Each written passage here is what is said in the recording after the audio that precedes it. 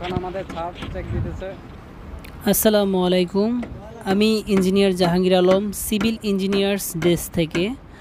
আজ আমি আপনাদের পাইল ক্যাপ সম্পর্কে কিছু ইনফরমেশন দেব। পাইল ক্যাপ বিল্ডিংয়ের অতি গুরুত্বপূর্ণ অংশ, যার মাধ্যমে বিল্ডিংয়ের সকল লোড পাইলে স্থানান্তর হয়।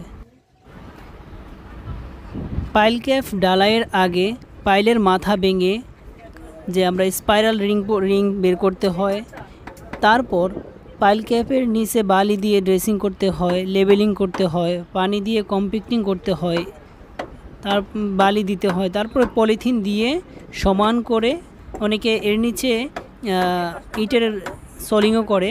তো যে সোলিং প্রয়োজন হলে করবেন, কাদামাটি হলে ইটের সোলিং করে নেওয়া ভালো, আর বালি থাকলে ইটের সোলিংয়ের তো প্রয়োজন নেই। ড্রেসিং করে উপরে পলিথিন দিয়ে আপনি পাইলের যেই ঢালাই সম্পূর্ণ করতে পারবেন। পাইলের মাথা ভাঙার সময় খেয়াল রাখতে হবে যাতে সিসি ঢালাইয়ের থেকে মিনিমাম 3 থেকে 4 ইঞ্চি উপরে পাইলের ঢালাই রাখতে হবে। এটা পাইলের বটম কভার এবং উপরের রডের জালি বাঁধা হয়।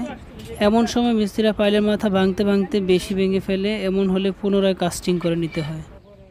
সাধারণত পাইল কয়েক প্রকার হয়ে থাকে, যেমন আয়তাকার, স্কোয়ার, তারপরে আপনার ত্রিভুজ আকৃতির। তো এটা ডিজাইনের উপরে ভিত্তি করে পাইলের সাইজ বিভিন্ন রকম হয়ে থাকে।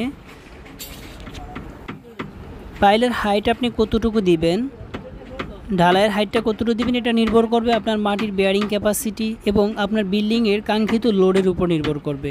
বিল্ডিংয়ের লোড এবং মাটির বেয়ারিং ক্যাপাসিটির উপরে নির্ভর করেই আপনার পাইলের যে হাইটটা নির্ধারণ করা হয়, এটা কম বেশি আপনি ইচ্ছামতো দিতে পারবেন না।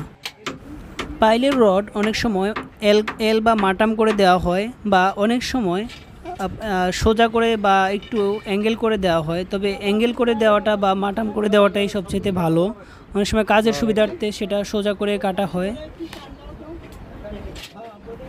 এবং পাইলের যে জালি, এটা অনেক সময় সিঙ্গেল হয়ে থাকে এবং অনেক সময় ডাবল হয়ে থাকে। সেটা লোডের উপর ডিপেন্ড করে সিঙ্গেল বা ডাবল জালি নির্ধারণ করা হয়। পাইল ক্যাপ ঢালাইয়ের সময় অবশ্যই লক্ষ্য রাখতে হবে যে কলামের সেন্টার যাতে কোনোভাবেই সরে না যায়।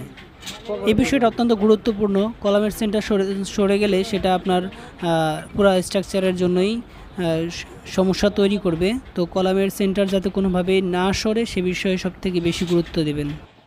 পাইল ক্যাপ ঢালাইয়ের সময় বা কাস্টিংয়ের সময় অবশ্যই আপনাকে ভাইব্রেটর ইউজ করতে হবে। ভাইব্রেটর দিয়ে পাইল ক্যাপ ঢালাই বা কাস্টিং করতে হবে। ঢালাই সম্পূর্ণ হলে অবশ্যই 14 থেকে 28 দিন কিউরিং করতে হবে এবং শাটারিং খোলার সময় খেয়াল রাখতে হবে যাতে করে পাইলের কোনো অংশ ক্ষতিগ্রস্ত না হয়। ধন্যবাদ সবাইকে, ভালো থাকবেন। আসসালামু আলাইকুম।